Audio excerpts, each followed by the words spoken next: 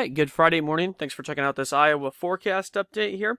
Looking at snowfall amounts from the storm yesterday, you can see a lot of areas picked up with anywhere from 1 to 4 inches across the western half of the state, which was a good range for the forecast, and then obviously 2 to 6 farther to the north and east. So overall, forecast went really well. And as we go forward here, we're watching for another wave of snow as we get into Saturday, which we'll discuss here in the video here in just a moment. But looking at current temperatures across the state this morning, you can see a lot of areas in the single digits, the teens. Looking at a northwesterly wind, sustained up there 10 to 20 miles per hour, especially north and east. And then you're talking gusts up there 20 to 35 miles per hour. So it is going to be a little breezy out there. Again, likely going to see a little bit of blowing snow as well. So be careful as you're traveling today.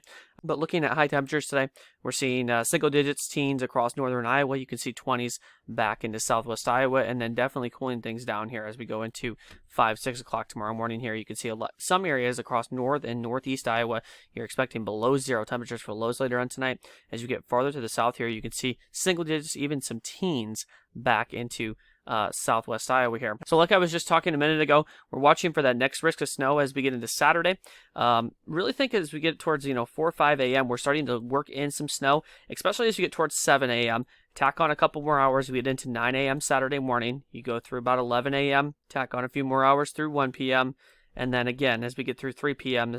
tomorrow afternoon here, you can see snow across central, eastern Iowa, likely wrapping up towards, I would say, somewhere between 6 and 8 p.m. across the eastern part of the state. So in terms of snowfall amounts with this next wave here, I like what this model has for the forecast.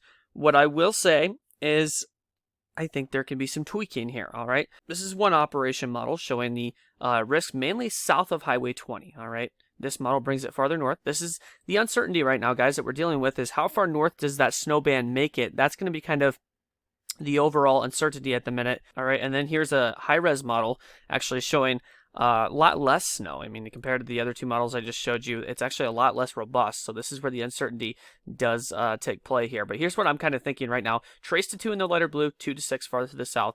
I think those higher amounts can be located back into southwest Iowa, generally down in this area here, Iowa-Missouri border. I think that's where you can see those higher totals, all right? So we are in a pattern, though, that is fueled for some snow chances. So as we get into Sunday, there's that next wave that's going to be coming in. I think it's generally going to be across the southwestern part of the state and the southern part of the state where you see snow on Sunday. Just something we'll watch, though. You can see there's a high pressure overhead, so you're going to suppress moisture on the northern side of this. And then Monday into Tuesday, this is something we will be watching possibly. This is kind of the pattern we're dealing with through the portion of February is clipper systems coming out of Canada, phasing with winter storms as you get into the Ohio Valley. So something we will be keeping a close eye on here as we get closer. Now, high temperatures, though, I'll leave you with today. Single digits, teens across the state. As we get into Sunday, you can see some areas across northern Iowa below zero for high temperatures. Get into Monday, single digits across a good portion of the state. Tuesday, single digits. Wednesday, single digits. We've been talking about this for several days. Extreme cold expected to hit. Wind chill value is going to likely be down there in the 20 to possibly 30 below zero range here as we get into the early part of next week. Hope you guys have a great day. We'll talk to you soon.